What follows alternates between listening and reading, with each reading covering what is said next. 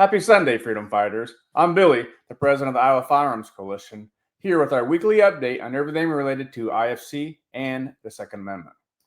In the recent case of U.S. versus Brown, a federal district court declared the national ban on machine guns unconstitutional, stating that the government did not show how this ban corresponds with historical regulations from 1791.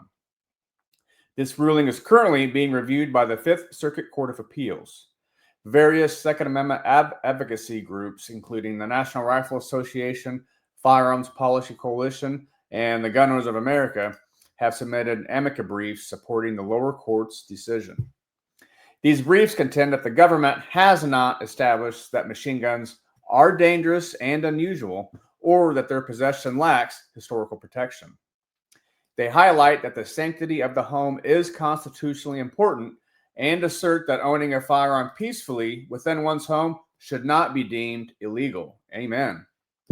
Although the challenge to the federal statute is focused on its application, the case will significantly impact the future handling of federal firearm laws nationwide. Precedent has shown that a law can be deemed unconstitutional due to the government's failure to prove that the defendant's wrongdoing. Consequently, we'll witness a more appropriate application of one of the frequently overlooked standards established in Bruin. While this case may appear to be centered on machine guns, its implications reach far beyond that. It's going to touch every single other Second Amendment related case and how they try those in the future. Another two-way battle is unfolding as Senator Johnny Ernst recently introduced the Firearm Act to counter the ATF's zero tolerance policy, which has resulted in the revocation of FFLs for minor clerical errors. The bill establishes a safe harbor for FFL holders to self-report violations, mandates the ATF to collaborate with them to rectify errors, and provides judicial review of license revocations. This has been needed for a long time, right? If someone makes a clerical error and they correct it themselves, they should. And they should feel free to want to report it without fear of losing their license. And before you pull someone's license, you get a judicial review before it's revocated. That's important, right? That is what we're all about. Tune into our social media platforms, blog posts, and YouTube channel to stay up to date on these headlines. So if you haven't done so yet, like, share, and subscribe to be notified when the President's Message, Warrior Wednesdays, and other videos get posted. This week's trusted partner is Haven Defense Company.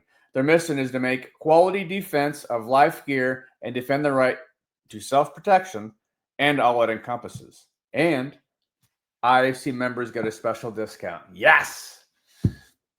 Go to our Trusted Partners page or click the link below to find out more. I'd like to remind everyone that we are just 3 weeks away from July 1st when HF 924 bill that was signed previously takes effect.